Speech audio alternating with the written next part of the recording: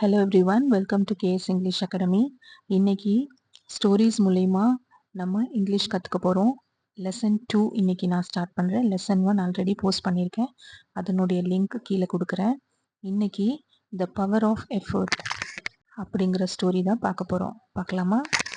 ஒரு இளம் சிறுவன் வெற்றியாளராக விரும்பினான். ஒரு இளம் யங் சிறுவன் பாய் வெற்றியாளராக சக்சஸ்ஃபுல் விரும்பினான். வெற்றியாளர் அப்படிங்கிறதுக்கு சக்சஸ்ஃபுல்னு போட்டாச்சு. ஆக அப்படிங்கிறதுக்கு டு பிகம், விரும்பினான் வாண்டட். ஸோ இதுதான் sentence. A young boy successful to become wanted அப்படின்னு இருக்கு. சென்டென்ஸ் இன்கம்ப்ளீட், மீனிங்லெஸ்ஸாக இருக்கு.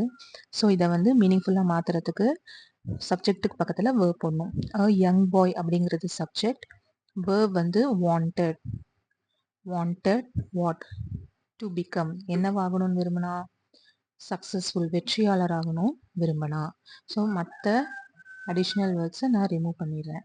ஸோ இப்படி தான் நம்ம டிரான்ஸ்லேட் பண்ணணும். ஃபஸ்ட்டு சப்ஜெக்ட் வரணும், சப்ஜெக்ட்டுக்கு அப்புறம் தான் வேர்ப் வரணும், அதுக்கப்புறம் ஆப்ஜெக்ட்ஸ். இந்த ஆர்டரில் நம்ம பண்ணினோம் அப்படின்னா நம்மளுக்கு ஈஸியாக இருக்கும். Next line of the story. ஆனால் அவன் தோல்வியை பற்றி பயந்தான். ஆனால், பட், அவன், ஹீ, தோல்வியை, ஃபெயிலியர், பற்றி, about, பயந்தான், afraid, but he failure about afraid. இந்த சென்டென்ஸ் மீனிங்லெஸ்ஸாக இருக்கு. இதை மீனிங்ஃபுல்லாக மாற்றலாம். But he was afraid about failure. இதுதான் கரெக்டான சென்டென்ஸ். ஸோ எப்படி அப்படின்னு பார்க்கலாம். பட் அப்படிங்கிற கன்ஜங்ஷன் நம்ம யூஸ் பண்ணியிருக்கோம் வெரி பிகினிங். பட்னா ஆனால். ஹீ அப்படிங்கிறது சப்ஜெக்ட், சப்ஜெக்ட்டுக்கு அப்புறம் வேர்ப் தான் வரணும். ஸோ வாஸ் அஃப்ரைட் அப்படிங்கிறது வந்திருக்கு. Was afraid about what? Failure.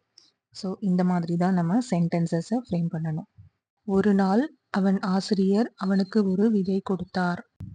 ஒரு நாள், ஒன் டே. அவன் ஆசிரியர், ஹிஸ் டீச்சர், அவனுக்கு, ஹிம், ஒரு, விதை, சீட், கொடுத்தார், கேவ். இப்போ சென்டென்ஸ் இன்கம்ப்ளீட்டாக இருக்கு, மீனிங்லெஸ்ஸாக இருக்கு. இப்போ நம்ம மீனிங்ஃபுல்லாக மாற்ற போகிறோம். ஒன் டே, ஹிஸ் டீச்சர் அப்படிங்கிறது சப்ஜெக்ட், ஹிஸ் டீச்சருக்கு அப்புறம் வேர்ப் கேவ் அப்படிங்கிறது வரணும். His teacher gave him a seat. இதை நட்டு கவனமாக பார்த்துக்கொள் என்று ஆசிரியர் சொன்னார். இதை, திஸ், நட்டு,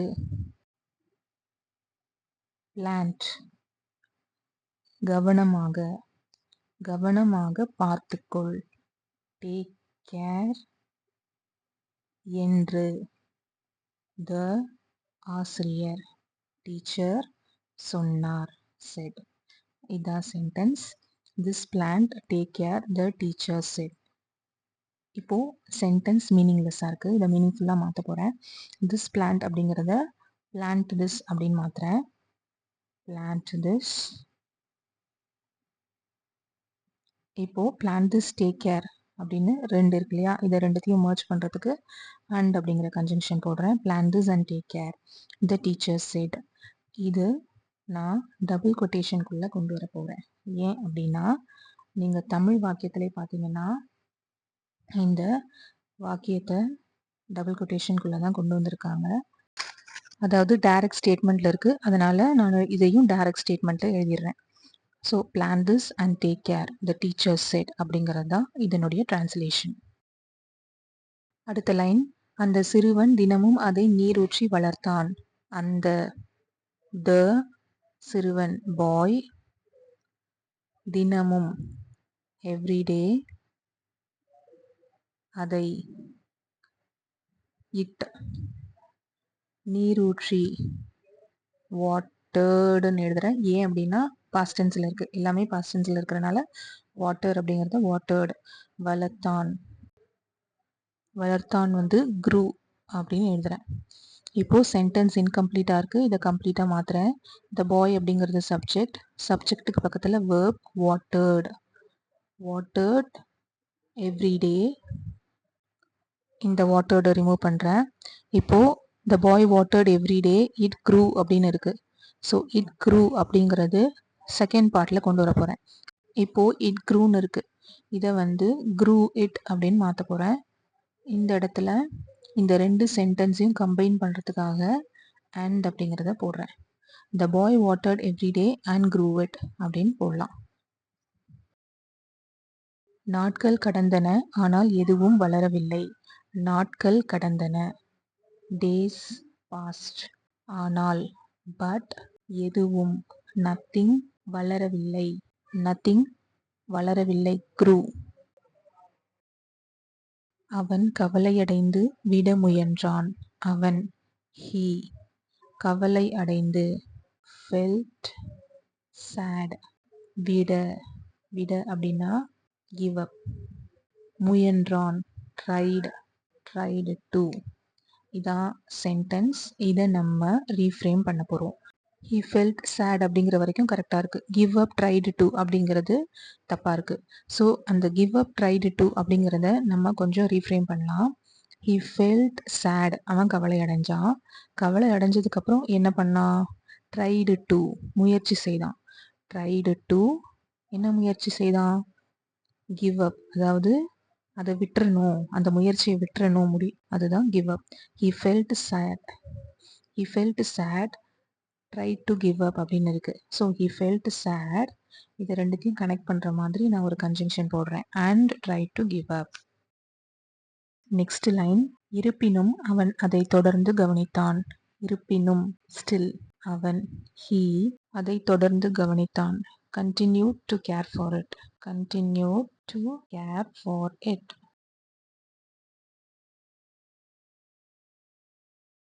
பல நாட்களுக்கு பிறகு ஒரு சிறிய செடி முளைத்தது.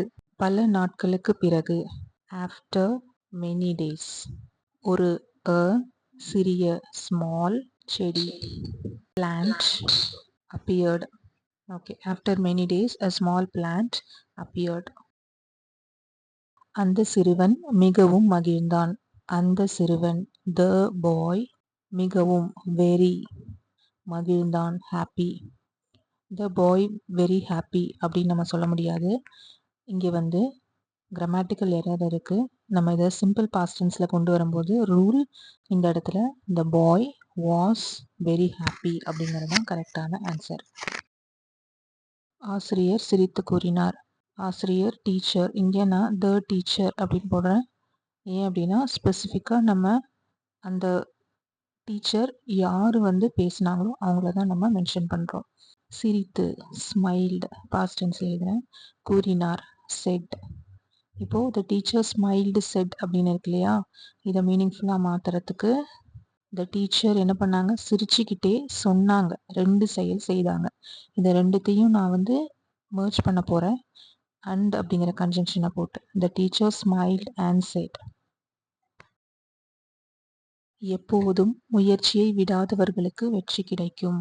எப்போதும், ஆல்வேஸ், முயற்சியை விடாதவர்களுக்கு அப்படிங்கிறத for those who never give up trying, for those who never give up trying. Next வெற்றி, சக்சஸ், கிடைக்கும், கிடைக்கும். Always for those who never give up trying success comes. So இதை நம்ம மீனிங்ஃபுல்லாக மாற்ற போகிறோம். எப்படி? Always success comes, comes for those who never give up trying. இந்த ஸ்டோரி மூலயமா நீங்களும் நல்லா மோட்டிவேட் ஆகியிருப்பீங்க அப்படின்னு நம்புகிறேன். இப்போ நீங்கள் பார்த்துட்ருக்கிறது நான் எழுதின ஸ்போக்கன் இங்கிலீஷ் புக். இதில் 1000 சென்டென்சஸ் இருக்குது. தமிழ் டு இங்கிலீஷ் டிரான்ஸ்லேஷன் ஃபார்மேட்டில் ஈஸியாக புரிகிற மாதிரி எழுதியிருக்கேன். இதனுடைய ப்ரைஸ் டீட்டெயில்ஸ்லாம் ஸ்க்ரீனில் தெரியுது. உங்களுக்கு வேணும் அப்படின்னா நீங்கள் வாட்ஸ்அப் பண்ணி ஆர்டர் பண்ணிக்கலாம். அமேசான்லேயும் இபுக் ஃபார்மேட்டில் இந்த புக் அவைலபிளாக இருக்குது. அதோட லிங்க்கும் கீழே கொடுக்குறேன், அங்கேயும் நீங்கள் பர்ச்சேஸ் பண்ணிக்கலாம். இந்த புக்கு நல்லா தமிழ் புரியும், படிக்க தெரியும், புரிஞ்சுக்க முடியும் அப்படிங்கிறவங்க தாராளமாக யூஸ் பண்ணலாம். இதில் 1000 சென்டென்சஸ் இருக்குது. தினம் தினம் அதை நீங்கள் கோ த்ரூ பண்ணிகிட்டே வாங்க. நீங்கள் கோ த்ரூ பண்ணிகிட்டே வந்தீங்கன்னா உங்களை அறியாமலே நீங்கள் பேசும்போது அந்த நியூ வேர்ட்ஸ் சென்டென்சஸ்லாம் யூஸ் பண்ண ஆரம்பிக்கிறத நீங்களே கண்கூடாக பார்ப்பீங்க. பல்காக பர்ச்சேஸ் பண்ணுறீங்க அப்படின்னா இதில் ப்ரைஸ் வந்து குறையும். அதோட டீட்டெயில்ஸ் வேணும் அப்படின்னாலும் வாட்ஸ்அப் பண்ணுங்கள். இதில் பிஸ்னஸ் ஆப்பர்ச்சுனிட்டியும் இருக்குது. டீட்டெயில்ஸ் தெரிஞ்சுக்கணும் அப்படின்னா வாட்ஸ்அப் பண்ணுங்கள். தேங்க்யூ.